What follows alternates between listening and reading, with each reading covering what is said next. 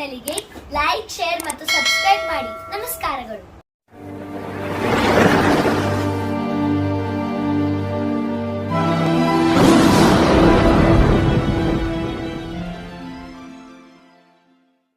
ಎಲ್ಲ ದೇವನ ಕಲೆಯದೇ ನೀ ತಿಳಿ. ನಮಸ್ಕಾರ ಕರ್ನಾಟಕದ ರೈತ ಬಂಧುಗಳೇ ಮತ್ತು ಕನ್ನಡಿಗರೇ, ನಮಸ್ಕಾರ. ನಾನು ಐಜಿಕನ್ನೂರು ವ್ಲಾಗ್ನಿಂದ ಮಾತಾಡ್ತಾ ಇದ್ದೇನೆ. ನಾವು ಇವತ್ತಿನ ದಿವಸ ಎಲ್ಲಿಗೆ ಬಂದಿದ್ದೇವೆ ಅಂದರೆ ಹನುಮಸಾಗರ ತಾಲೂಕು ಕುಷ್ಟಗಿ ಡಿಸ್ಟಿಕ್ ಕೊಪ್ಪಳ. ಇಲ್ಲಿಗೆ ನಾವು ಬಂದಿದ್ದೇವೆ. ಇವತ್ತು ಯಾಕೆ ಬಂದಿದ್ದೇವಪ್ಪ ಅಂದರೆ, ನಾನು ನನ್ನ ಯೂಟ್ಯೂಬ್ನಲ್ಲಿ 600 ವಿಡಿಯೋದೊಳಗೆ 300 ಬರೀ ನೈಸರ್ಗಿಕ ಕೃಷಿಕರದನ್ನೇ ಮಾಡೀನಿ. ನಾವು ಒಬ್ರಿಗೊಬ್ರು ಕೃಷಿಕರು ನೀವು ಎಲ್ಲ ಮಾಡಿರಿ ಸರ್, ನಮ್ಮ ಬಿಜಾಪುರದಿಂದ ದೂರ ಆಗುತ್ತೆ, 135 ಕಿಲೋಮೀಟ್ರ್ ಆಗುತ್ತೆ. ನಾವು ಬಿಜಾಪುರದಿಂದ ನಾವು ಆದಷ್ಟು ಸಮೀಪದಿಂದ ಅಲ್ಲಿ ಇಲ್ಲಿ ಮಾಡ್ತಿರ್ತೀನಿ. ನಾ ದೂರ ಹೋಗೋದು ಸ್ವಲ್ಪ ಕಷ್ಟ, ಯಾಕಂದರೆ ಈಗ ನಿಮ್ಗೆ ಗೊತ್ತಿರ್ಬೋದು ಡೀಸೆಲ್ ಬೆಲೆ ಏನಾಗಿದೆ ಅಂತ, ಗಗನಕ್ಕೆ ಏರ್ತಾ ಇದೆ. ಸಿಟಿ ಒಳಗೆ ತಿರುಗಾಡಬೇಡ ಅಂತ ಹೇಳ್ತಾರೆ ಮೋದಿ, ಇನ್ನು ಹೊರಗೆ ಹೋಗ್ಬಿಡ್ತಾರ. ಇರಲಿ, ನಾನು ಒಂದು ರೈತರ ಸಂಬಂಧ ಸೇವಾ ಮಾಡ್ಲಿಕತ್ತೀನಿ. ನಾನು ಪಣತೋಟ ಸೇವಾ ಮಾಡ್ತೀನಿ. ಅದನ್ನು ಇಲ್ಲಿ ಸಿರಾಜ್ ಮೂಲಿಮನಿ ಸಾಹೇಬರು ಭಾಳ ರೈತ ಪಂಡಿತರದಾರ. ಅವರು ಪ್ರಶಸ್ತಿಗಳನ್ನು ಸಾಕಷ್ಟು ಪಡೆದಾರವರು. ಅವ್ರ ಅನುಭವ ಭಾಳ ಜನ ಹೇಳಿದಾರೆ ನಮ್ಮ ರೈತರು. ಸರ್, ನೀವೆಲ್ಲರದು ಮಾಡಿರಿ, ಸಿರಾಜ್ ಮೂಲಿಮನಿ ಅವ್ರದ್ದು ಯಾಕೆ ಮಾಡಿಲ್ಲ? ಅವರು ಭಾಳ ಶ್ರಮಿಕರು ಮತ್ತು ಜ್ಞಾನಿಗಳು ರೈತ ವಿಜ್ಞಾನದಲ್ಲಿ, ಇವೆಲ್ಲ ಹೇಳಿದ್ರು. ಅದಕ್ಕೆ ಬರಬೇಕು ಅಂತ ಸರ್ ಕಡೆಯಿಂದ ಭಾಳ ದಿವಸ ಹಿಂದೆ ನಾನು ಅಪಾಯಿಂಟ್ಮೆಂಟ್ ತೊಗೊಂಡಿದ್ದೆ. ಬರ್ರಿ ಅಂದರು ಅವರು. ಅದಕ್ಕೆ ನಾವು ಇವತ್ತು ಬಂದಿದ್ದೆವು. ಇವತ್ತು ನಿಮಗೆ ಎಲ್ಲ ಏನು ಅನ್ನೋದು ಅದನ್ನು ನಾನು ತೋರಿಸ್ತೀನಿ, ಎಲ್ಲ ತಿರುಗಾಡಿ ತಮಗೆ. ಸರ್ ಪರಿಚಯನೂ ಮಾಡಿಸ್ಕೊಡ್ತೀನಿ ನಾನು. ಅದಕ್ಕೆ ದಯಮಾಡಿ ಇದನ್ನು ನಿಮ್ಗೆ ಲೈಕ್ ಆದರೆ ಶೇರ್ ಮಾಡಿರಿ, ಎಲ್ಲ ಕಡೆ ಬೆಲ್ ಐಕಾನ್ ಒತ್ತಿರಿ, ಸಬ್ಸ್ಕ್ರೈಬ್ ಮಾಡಿರಿ ಅಂತ ತಮ್ಮಲ್ಲಿ ಕಳ್ಕಳಿಯಿಂದ ವಿನಂತಿ ಮಾಡಿ.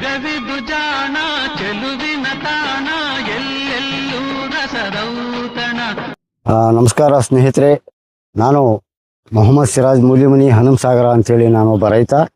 ಇವತ್ತು ನಮ್ಮ ತೋಟದಲ್ಲಿ ಮಾಡಿರ್ತಕ್ಕಂಥ ಕೆಲವು ಬೆಳೆಗಳ ಬಗ್ಗೆ ಮತ್ತು ಕೆಲವು ಮಾಡಿಸಿರ್ತಕ್ಕಂಥ ವಿಧಾನಗಳ ಬಗ್ಗೆ ತಮ್ಮೆಲ್ಲರಿಗೂ ಇಷ್ಟಪಡ್ತೇನೆ. ಮೊದಲನೇದಾಗಿ ನಾನು ಸ್ವಲ್ಪ ಪ್ರಮಾಣದಲ್ಲಿ ಬೆಳೆದಿರ್ತಕ್ಕಂಥ ನಿಂಬೆಯ ಬಗ್ಗೆ ಮಾಹಿತಿ ಕೊಡಲಿಕ್ಕೆ ಇಷ್ಟಪಡ್ತೀನಿ. ನಾನು ನಿಂಬೆಯೊಳಗೆ ಏನೇನು ಮಾಡ್ತೀನಿ ಮತ್ತು ಯಾವ ಥರ ನಾಟಿ ಮಾಡಿದ್ದೇನೆ ಎಲ್ಲ ಹೇಳಲಿಕ್ಕೆ ಇವತ್ತು ನಾನು ತಮ್ಮೆಲ್ಲರಿಗೂ ಕೇಳ್ಕೊಳ್ತಾ ಇದ್ದೀನಿ. ಸ್ನೇಹಿತರೆ, ಇದು ಇಲ್ಲಿರ್ತಕ್ಕಂಥ ನಿಂಬೆ ಏನಿದೆಯಲ್ಲ, ಇವತ್ತಿಗೆ 27 ವರ್ಷ ಆಗಿರ್ತಕ್ಕಂಥ ನಿಂಬೆ ಬೆಳೆ. ಇದನ್ನು ನಾನು ಪ್ರಾರಂಭದಲ್ಲಿ ಬೆಳೆದಾಗ ಈ ಭೂಮಿ ಸಂಪೂರ್ಣ ಒಂದು ಹಾಲು ಸವಳು ಅಂತ ಕರಿತೀವಿ ನಾವು, ಅಂಥ ಭೂಮಿಯಲ್ಲಿ ನಾಟಿ ಮಾಡಿದ್ದೆ. ಆದರೆ ಪ್ರಾರಂಭದಲ್ಲಿ ನನಗೆ ನಿಂಬೆಯ ಬಗ್ಗೆ ಅಷ್ಟು ನಾಲೆಜ್ ಇರಲಾರದ ಕಾರಣಕ್ಕೆ ಡಿಸ್ಟೆನ್ಸನ್ನು ತಪ್ಪಿ ನಾಟಿ ಮಾಡಿದ್ದೆ. ಅಂದರೆ 10x10 ಮಾಡಿದ್ದೆ. ಸಾಲಿಂದ ಸಾಲಿಗೆ 10 ಅಡಿ ಮತ್ತು ಗಿಡದಿಂದ ಗಿಡಕ್ಕೆ 10 ಅಡಿ ಮಾಡಿದ್ದೆ. ಇದು ತಪ್ಪು ಪದ್ಧತಿ. ಯಾವಾಗಲೂ ನಿಂಬೆಯನ್ನು ಎಷ್ಟು ದೂರ ನಾಟಿ ಮಾಡ್ತೀವಿ ಅಷ್ಟು ಚೆನ್ನಾಗಿ ಇಳುವರಿ ಬರ್ತದೆ, ಆಮೇಲೆ ಅಷ್ಟು ದೊಡ್ಡ ಹೆಮ್ಮರವಾಗಿ ಬೆಳೀತದೆ. ನಮಗೀಗ 27 ವರ್ಷದ ಗಿಡ ಆದರೂ ಸಹ ಸರಾಸರಿ ಪ್ರತಿ ವರ್ಷ 3 ರಿಂದ 4 ಲಕ್ಷ ರೂಪಾಯಿ ನೇರ ಮಾರುಕಟ್ಟೆಯಿಂದ ಆದಾಯ ಕೊಡ್ತಾ ಇದೆ. ನಾನೇನು ಮಾಡ್ತೀನಪ್ಪ ಈ ನಿಂಬೆ ಗಿಡಗಳಿಗೆ? ಫಸ್ಟಿಗೆ ಏನು ಮಾಡಿದೆ ಅಂತಂದರೆ, ಪ್ರಾರಂಭದಲ್ಲಿ ನಾನು ನಿಂಬೆ ನಾಟಿ ಮಾಡುವಾಗ ಈ ಆರ್ಗ್ಯಾನಿಕ್ ಪದ್ಧತಿಯಲ್ಲಿ ಅದನ್ನು ನಾಟಿ ಮಾಡಿರೋದು.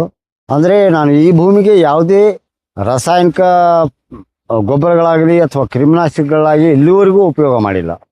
ನಾವು ನಿಂಬೆ ನಾಟಿ ಮಾಡೋರು ಏನು ಮಾಡಬೇಕಂದ್ರೆ, ಪ್ರಾರಂಭದಲ್ಲಿ ಹೊಲ ಎಲ್ಲ ಸಂಪೂರ್ಣ ಕಬ್ಬಿಣ ಮಡಿಕೆ ಅಥವಾ ಕಬ್ಬಿಣ ನೇಗಿಲು ಅಂತ ಏನು ಕರಿತೀವಿ, ಅದರಿಂದ ಸಂಪೂರ್ಣ ಭೂಮಿನ ಹದ ಮಾಡ್ಕೋಬೇಕು. ಹದ ಮಾಡಿ ಈಗ ನನಗೆ ಅನುಭವ ಆಗಿರೋ ಪ್ರಕಾರ ಸರಾಸರಿ ಒಂದು ಗಿಡದಿಂದ ಒಂದು ಗಿಡಕ್ಕೆ 15 ಅಡಿ ಆದರೂ ಇಡಬೇಕು. 20 ಅಡಿ ಇಟ್ಟರೆ ಬಹಳ ಒಳ್ಳೆಯದು. ನಮಗಿಲ್ಲಪ್ಪ ಸ್ವಲ್ಪ ಜಲ್ದಿ ಆದಾಯ ಬರಲಿ ಅನ್ನೋದಾದರೆ 15 × 20 ಮಾಡಿದರೆ ಭಾಳ ಒಳ್ಳೆಯದು. ಯಾಕಂತಂದರೆ ಈ 20 ಮಾಡಿದಾಗ 108 ಗಿಡಗಳು ಒಂದು ಎಕರೆ ಕೊಡ್ತದೆ. ಅದನ್ನೇ ನಾವು 20 ಮತ್ತು 15 ಸಾಲಿನ ಸಾಲಿಗೆ 20 ಅಡಿ ಮತ್ತು ಗಿಡದಿಂದ ಗಿಡಕ್ಕೆ 15 ಅಡಿ ಮಾಡಿದಾಗ ನಮ್ಗೆ 50 ಗಿಡಗಳು ಜಾಸ್ತಿ ಆಗ್ತದೆ. 50 ಗಿಡಗಳು ಜಾಸ್ತಿ ಆದಾಗ ನಮ್ಗೆ ಆದಾಯ ಜಾಸ್ತಿ ಆಗ್ತದೆ. ಅಂದರೆ ಈಗ ನಾವು 20 ಅಡಿ ಮಾಡಿದಾಗ 108 ಗಿಡಗಳನ್ನು ಕುಂದಿರಿಸಿದಾಗ ಆ ಹೊಲಕ್ಕೆ ನಾವು ಸ್ವಚ್ಛ ಮಾಡ್ಕೊಳ್ಳಿಕ್ಕೆ ಅಥವಾ ಗೊಬ್ಬರ ಕೊಡಲಿಕ್ಕೆ 50,000 ರೂಪಾಯಿ ಖರ್ಚು ಬರುತ್ತೆ ಅನ್ನೋದಾದರೆ, ಒಂದು ವರ್ಷಕ್ಕೆ ನಮಗೆ ಒಂದು 100 ಗಿಡದಿಂದ 1 ಲಕ್ಷ ರೂಪಾಯಿ ಆದಾಯ ಸಿಕ್ಕರೆ 50,000 ರೂಪಾಯಿ ಖರ್ಚಿಗೆ ಹೋಗಿ ಬರೀ 50,000 ರೂಪಾಯಿ ಉಳಿತಾಯ ಆಗ್ತದೆ. ಈಗ ನಮಗೆ 150 ಗಿಡಗಳಾಗಿ ಅದರಲ್ಲಿ ನಾಟಿ ಮಾಡಿದಾಗ ಖರ್ಚು ಅಷ್ಟೇ ಬಂದಿರ್ತದೆ. ಆದರೆ ಗಿಡಗಳ ಸಂಖ್ಯೆ ಜಾಸ್ತಿಯಾಗಿ 50,000 ರೂಪಾಯಿ ಆದಾಯ ಜಾಸ್ತಿ ಬಂದಿರೋದ್ರೆ ನಮಗೆ 50,000 ಸಿಗೋ ಬದಲಾಗಿ 1,00,000 ರೂಪಾಯಿವರೆಗೂ ಲಾಭ ತೆಗಿಲಿಕ್ಕೆ ಸಾಧ್ಯ.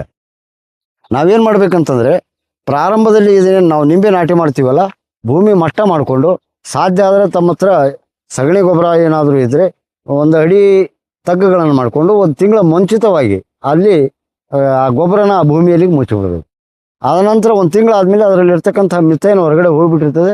ಅವಾಗ ಅಲ್ಲಿರ್ತಕ್ಕಂಥ ಗೊಬ್ಬರ ಎಲ್ಲ ಕಳಿತು ಒಳ್ಳೆ ಫಲವತ್ತಾಗಿರ್ತದೆ ಅಲ್ಲಿ. ಆ ಸಂದರ್ಭದಲ್ಲಿ ನಮಗೆ ಬೇಕಾದಂಥ ಸೈಜ್ನಲ್ಲಿ ತೆಗೆದಿರ್ತೀವಲ್ಲ, ಅಲ್ಲಿ ನಮ್ಮ ನಿಂಬೆ ಸಸಿಗಳ ಎಷ್ಟು ಬೇರೆ ಇರ್ತದೆ, ಪಾಕೆಟ್ ಏನಿರ್ತದಲ್ಲ ಅಷ್ಟೇ ಅದರಲ್ಲಿ ನಾಟಿ ಮಾಡ್ಕೋಬೇಕು. ನಾಟಿ ಮಾಡಿಕೊಂಡು ಪ್ರಾರಂಭದಲ್ಲಿ ಅದಕ್ಕೆ ನಾವು ಒಂದು 2-3 ಸರಿ ನೀರು ಮೇಲೆ ಕೊಡೋದ್ರಿಂದ ನಿಂಬೆ ಬೆಳವಣಿಗೆ ಸ್ಟಾರ್ಟ್ ಆಗ್ತದೆ. ಮೊದಲಿಗೆ ನಿಂಬೆ ಪ್ರಾರಂಭದಲ್ಲಿ 1 ವರ್ಷದವರೆಗೂ ಅಷ್ಟು ಹೇಳ್ಕೊಳ್ಳುವಂಥ ಬೆಳವಣಿಗೆ ಬರಲ್ಲ, ನಿಧಾನವಾಗಿ ಬೆಳೀತದೆ. 1 ವರ್ಷ ಆದ ನಂತರ ಇದು ನಿಂಬೆ ಆವಾಗ ತಾನು ಬೆಳೀಲಿಕ್ಕೆ ಶುರು ಮಾಡ್ತದೆ. ಸರಾಸರಿ ತಾವು ಚೆನ್ನಾಗಿ 3 ವರ್ಷದವರೆಗೂ ಇದನ್ನು ಚೆನ್ನಾಗಿ ನಿಂಬೆ ಬೆಳೆಸಿಬಿಟ್ರೆ 3ನೇ ವರ್ಷಕ್ಕೆ ಇಳುವರಿ ಪ್ರಾರಂಭ ಆಗ್ತದೆ. ಮೊದಲನೇ ಸಾರಿ ನಾವು ಇಳುವರಿ ಅಂತಂದರೆ ಸಾಧಾರಣವಾಗಿ ಒಂದು 500 ಕಾಯಿಗಳವರೆಗೂ ನಾವು ತಗೊಳ್ಳಿಕ್ಕೆ ಸಾಧ್ಯ ಇದೆ. ಹಂಗೆ ಗಿಡ ಬೆಳವಣಿಗೆ ಆಗ್ತಾ ಹೋಗ್ತದೆ, ಹಾಗೆ ಈ ನಿಂಬೆ ಜಾಸ್ತಿ ಫಸಲು ಬರಲಿಕ್ಕೆ ಶುರು ಆಗ್ತದೆ.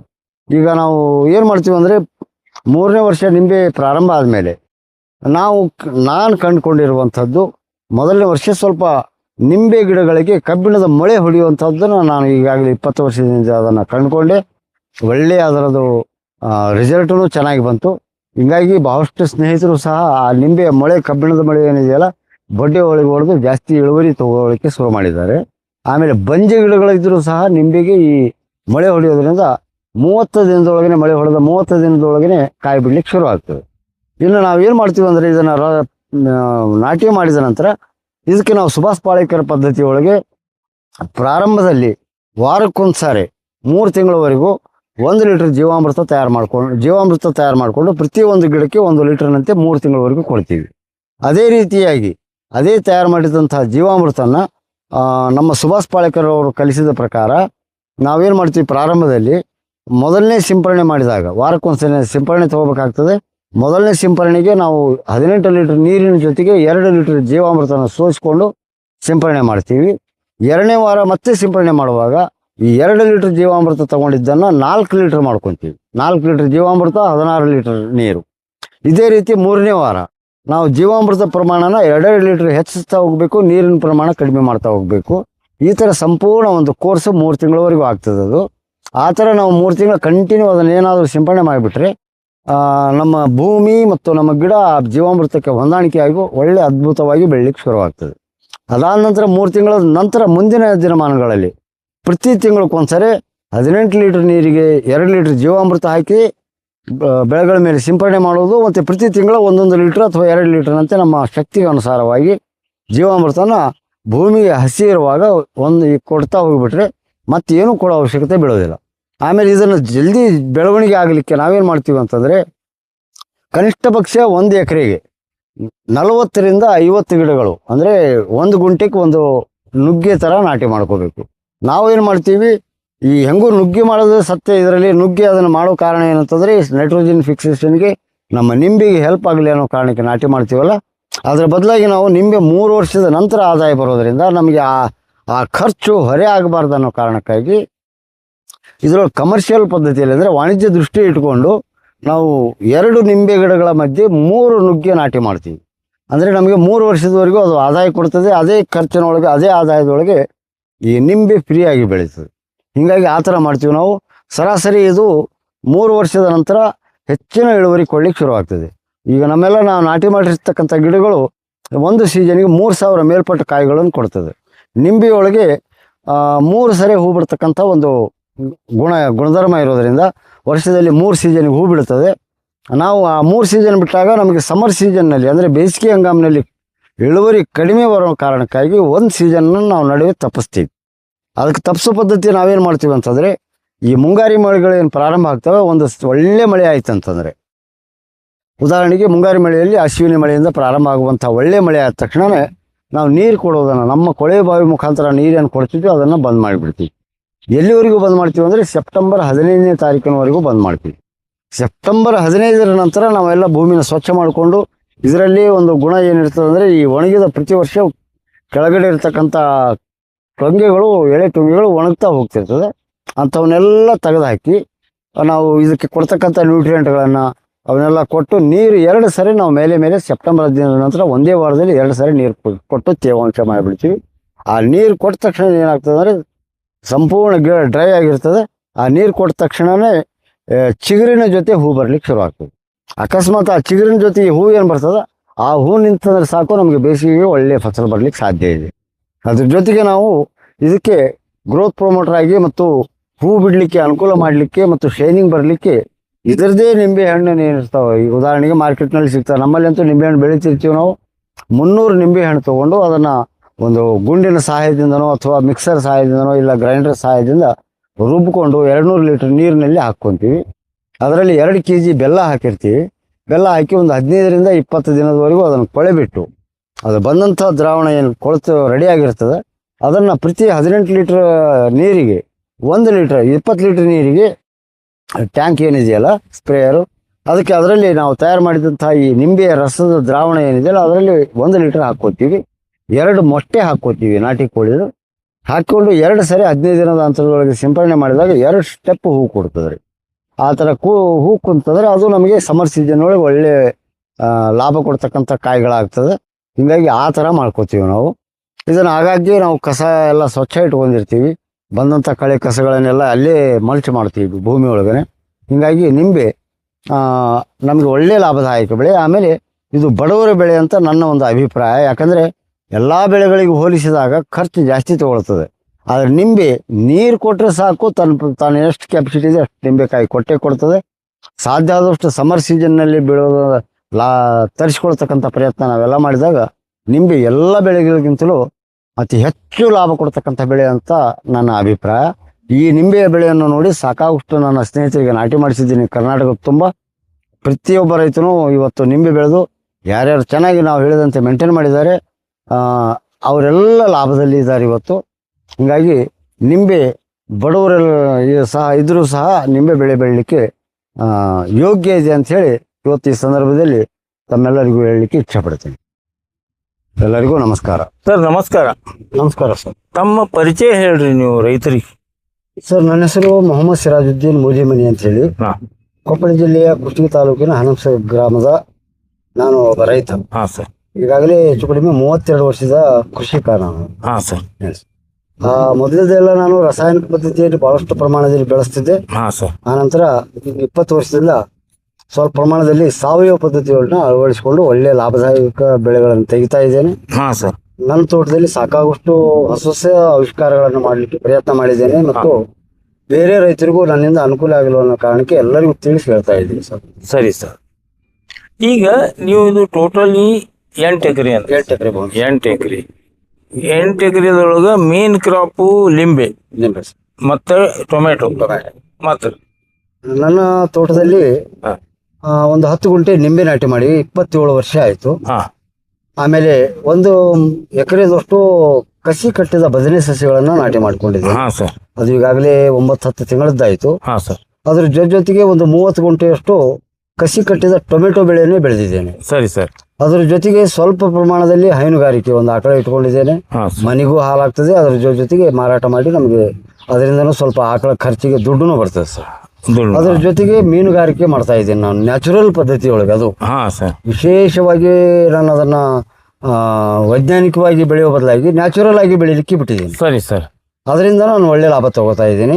ಆಮೇಲೆ ಇನ್ನೊಂದು ಈ ಭೂಮಿ ಬಗ್ಗೆ ಹೇಳ್ಬೇಕಂತಂದ್ರೆ ನಮ್ಮ ಗ್ರಾಮೀಣ ಭಾಗದ ಜನ ನಮ್ಮ ತೋಟಗಳಿಗೆ ಈ ಕಡೆ ನಾನು ವಾಸ ಮಾಡ್ತಕ್ಕಂಥ ತೋಟಗಳಿಗೆಲ್ಲ ಇದು ಆಡು ಭಾಷೆಯಲ್ಲಿ ಕೃಷಿಗೂ ಯೋಗ್ಯ ಅಲ್ಲ ಅಂದ್ರೆ ಸುಡುಗಾಡಿಗೂ ಯೋಗ್ಯ ಅಲ್ಲ ಅನ್ನೋ ಮಾತಾಡ್ತಿದ್ರು ಮುಂಚೆ 32 ವರ್ಷದ ಮುಂಚೆ ನಾನು ವ್ಯವಸಾಯಕ್ಕೆ ಬಂದಾಗ ಕರ್ಗಲ್ ಭೂಮಿ ನನಗೆ ನಮ್ಮ ಹಿರಿಯರು ಹೇಳ್ತಿದ್ರು ಇಲ್ಲಿ ಇರ್ತಕ್ಕಂಥ ಯಜಮಾನರು, ತಮ್ಮ ನೀ ಸಾಲಿ ಓದಿದಿ ಯಾವ್ದಾದ್ರು ಒಂದು ನೌಕರಿ ಮಾಡಿ ಆರಾಮಿರೋದು ಬಿಟ್ಟು ಸುಡುಗಾಡಿಗೂ ಯೋಗ್ಯ ಅಲ್ಲಪ್ಪ, ಸತ್ರ ಅಲ್ಲಿ 6 ತಿಂಗಳ ಮೊದಲ ತೆಗಿಬೇಕು ಅಂತ ಭೂಮಿ ಒಳಗೆ ಏನು ತೆಗಿಯಕ್ಕಾಗಲ್ಲ. ನಾವೆಲ್ಲ ಮುಪ್ಪಾಗಿ ಹೋದಿವಿ. ಅದ್ರಾಗ ಏನು ಅಂತ ಆ ಭೂಮಿ ಒಳಗೆ ಏನು ಬೆಳೆ ಬರಲಿಲ್ಲ.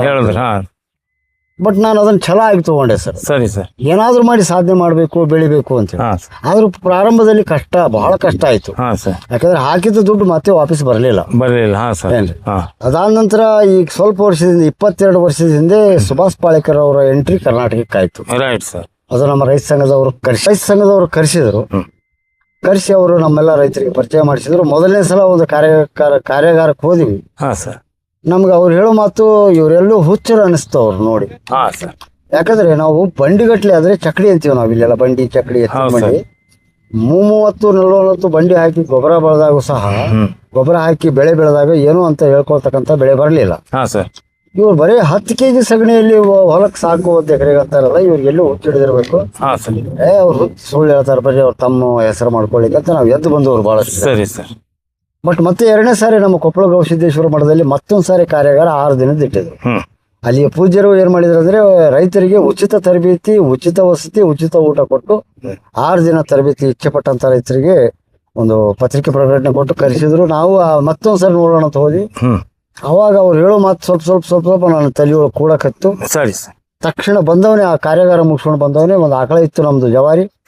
ಅವತ್ತೇ ಸಿಮೆಂಟಿನ ಡೋಣಿಗಳನ್ನ 200 ಲೀಟರ್ ನೀರಿನ ಡೋಣಿಗಳನ್ನ ಖರೀದಿ ಮಾಡಿ ಸತತವಾಗಿ 18 ವರ್ಷದವರೆಗೂ ಈ ಭೂಮಿಗೆ ಜೀವಾಮೃತವನ್ನು ಒದಗಿಸಿಕೊಟ್ಟೆ ಸರ್. ನಾನು 18 ವರ್ಷ ನಾನು ಬರೀ ಜೀವಾಮೃತ ಶುರು ಮಾಡಿದ 3ನೇ ತಿಂಗಳಕ್ಕೆ ನಮ್ಮ ಭೂಮಿ ಫಲವತ್ತಾಗ್ತಾ ಆಗ್ಲಿಕ್ಕೆ ಶುರು ಆಯ್ತು.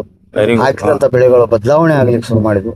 ಇದೇನ್ ನನ್ನ ಹಿಂಭಾಗಕ್ಕೆ ಕಾಣ್ತಿರುವಂತ ನಿಂಬೆ ಕುಬ್ಜಾವಸ್ಥೆಯೊಳಗಿತ್ತಿದ್ದು. 3 ವರ್ಷ ಆಗಿತ್ತು ನಾಟಿ ಮಾಡಿ. ಸಂಪೂರ್ಣ ಕರಳು ಭೂಮಿ, ಅರ್ಧ ಅಡಿ ತೆಗೆದು ಬಿಟ್ರೆ ಬರೀ ಕರಳು ಬರತಕ್ಕಂತ ಭೂಮಿ. ತಲೆ ಬಂದ್ರೆ ಬರ್ಲಿ ಬಿಟ್ರಿ ಬಿಡ್ಲಿ ಅನ್ನೋ ಲೆಕ್ಕಕ್ಕೆ ನಾವು ಹಾಕಿದ್ವಿ. ಯಾವಾಗ ನಾವು ಜೀವಾಮೃತ ಅದ್ರ ಮೇಲೆ ನಮ್ಮ ಸುಭಾಷ್ ಪಾಳೇಕರ್ ಸರ್ ಹೇಳಿದಂತೆ ನಾವು 3 ತಿಂಗಳದ ಒಂದು ಕೋರ್ಸ್ ಮಾಡಿದೀವಿ. ಅವ್ರು ಹೇಳಿದ್ರು 3 ತಿಂಗಳ ಒಂದು ಕೋರ್ಸ್ ಇದೆ, ಆ ಕೋರ್ಸ್ ಟೈಪ್ ನೀವು ಜೀವಾಮೃತ ಉಪಯೋಗ ಮಾಡಬೇಕು ಅಂದಾಗ ಭೂಮಿಗೆ ಮತ್ತು ಬೆಳೆಗಳಿಗೆ ಹೊಂದಾಣಿಕೆಯಾಗಿ ಈ ಜೀವಾಮೃತ ಕೆಲಸ ಮಾಡ್ಲಿಕ್ಕೆ ಶುರು ಮಾಡ್ತಾರೆ.